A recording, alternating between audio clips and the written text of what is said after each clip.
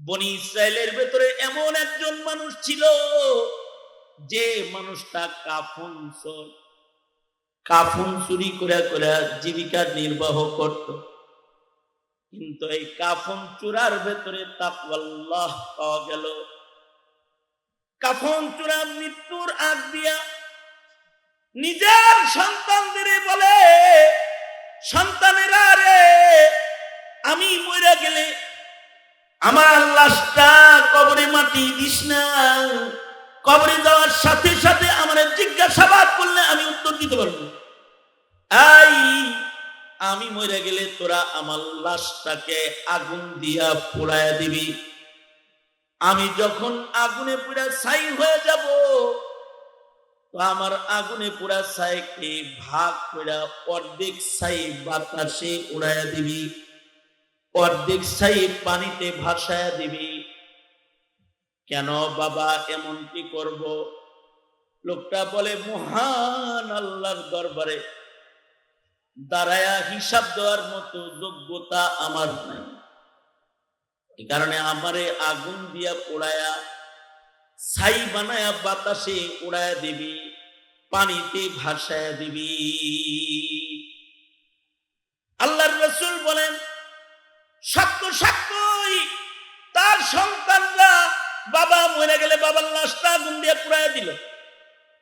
ছাই হয়ে গেলে ছাই গুলারে ভাগ কইরা অর্ধেক ছাই বাতাসে উড়াইয়া দিল, অর্ধেক ছাই পানিতে ভাসায়া দিল। আল্লাহর নবী বলেন, মহান আল্লাহ এই বান্দাটাকে খাড়া করলেন। বাতাসে বললেন, বাতাস তোর ভেতরে একজন লুকাইছে, তারা একত্রিত করে দেয়। পানিরে বললেন, তোর ভেতরে একজন লুকাইছে, তাকে একত্রিত করে দেয়। এবার আল্লাহর নবী বলেন, লোকটাকে মহান আল্লাহ এক জায়গায় করে ফেললেন। এবার বলুন তো, আমরা মরে যাওয়ার পরে যখন মাটিতে মিশে যাব, আমাদেরকে কি মহান আল্লাহ পুনর্জীবন দিতে সক্ষম না অক্ষম? এটা মানার নাম, বুঝার নাম ঈমান। নাস্তিকরা এটা বুঝে না। আমরা যখন মরে যাব, আমরা তো মাটিতে মিশে যাব। এবার মাটিতে মিশে যাওয়ার পরে আমাদেরকে পুনর্জীবন দিতে আল্লাহ তাআলা সক্ষম না অক্ষম? জোরে আওয়াজ করে বলেন। নাস্তিকরা বলে যে আমাদের কোনো পুনর্জীবন নাই, তাই আমাদের পুনরুত্থান নাই। পুনরুত্থান যদি কেউ না মানে, তাইলে সে মুসলমান না বেঈমান? জোরে বলেন, আওয়াজ করে বলেন। কবর থেকে আবার পুনরায় আল্লাহ জীবিত করবেন, হাসরে খাড়া করবেন, এটা যদি কেউ না মানে, সে মুসলমান না বেঈমান? জোরে আওয়াজ করে বলেন। তাইলে তো একটা দৃষ্টিকোণ থেকে এই কাফন চূড়া এও তো পুনরুত্থান মানে না মনে হয়, বোঝা যায়। কারণ পুনরুত্থান মানলে তো সে আগুন দিয়ে নিজের পুরাইতো না। একটা প্রশ্ন আছে না? এই প্রশ্নের উত্তর হাকিম মুহাম্মদ থানভী রাহমাতুল্লাহ আলাইহি দিয়েছেন।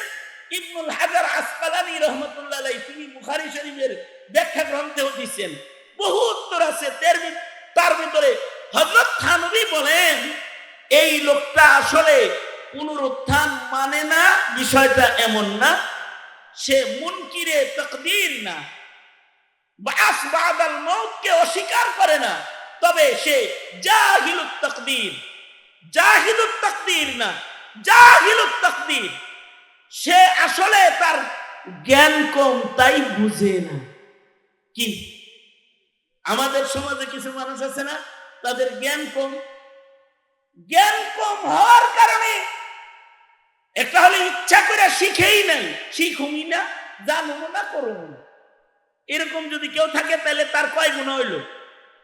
দুইটা গুনাহ হইল। একটা হলো না শিখার গুনাহ, আর একটা হলো না করার, না মানার গুনাহ। কয়টা হইল? দুইটা হয়েছে না?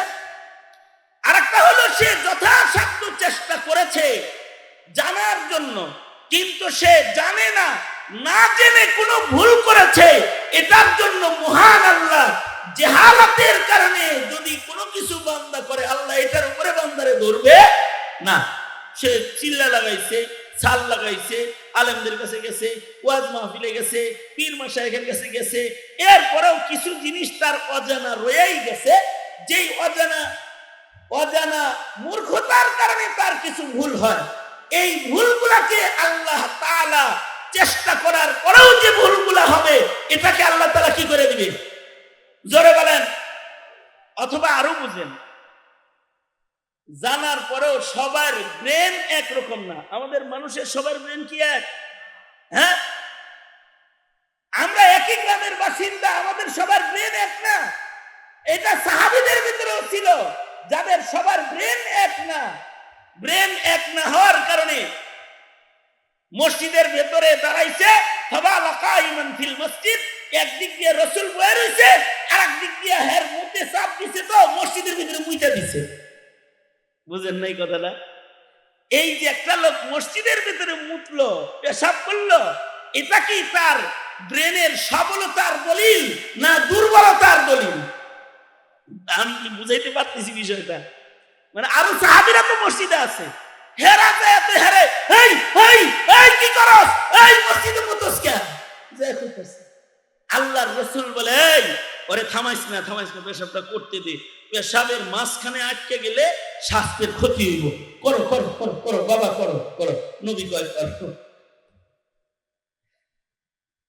সে যখন পেশাব শেষ করে ফেলছে, এবার সাহাবীরা করে, বলে কি, ও তো বালু মনে করে, আগে তো মসজিদে বালুই ছিল, এরকম টাচ ছিল না তো। ঠিক আছে, বালির ভিতরে যেহেতু করে আলাইছি, একটু পানি মেরে দে, ধুয়ে দে জায়গাটা। তো সাহাবীরা সবাই মিলে ধুয়ে দিছে। আল্লাহর নবী হাসিয়া দিছে এর কাম দেখা। আল্লাহর নবী যে হাসলো তার কাম দেখা, এটা কি তার আকলের সবলতার কারণে হাসলো না দুর্বল বুঝ দেখা আল্লাহর রাসূল হাসিয়া দিল? হাকিম মুহাম্মদ থানভী রাহমাতুল্লাহ আলাইহি বলেন, নিজেরা যে আগুন দিয়ে পুরাইছে এটা মুনকিরুত তাকদীর না, পুনরুত্থান মানে না, বিষয়টা তা না। আসলে হলো ও ইলম কম, বিষয়টা বুঝে না, জাহিলুত তাকদীর। কিন্তু ইবনে হাজার আসকালানী রাহমাতুল্লাহ আলাইহি আরো সুন্দর একটা কথা বলেছে।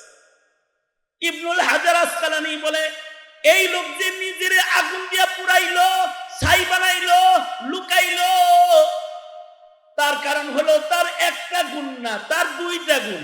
কয়টা গুণ? দুইটা গুণ।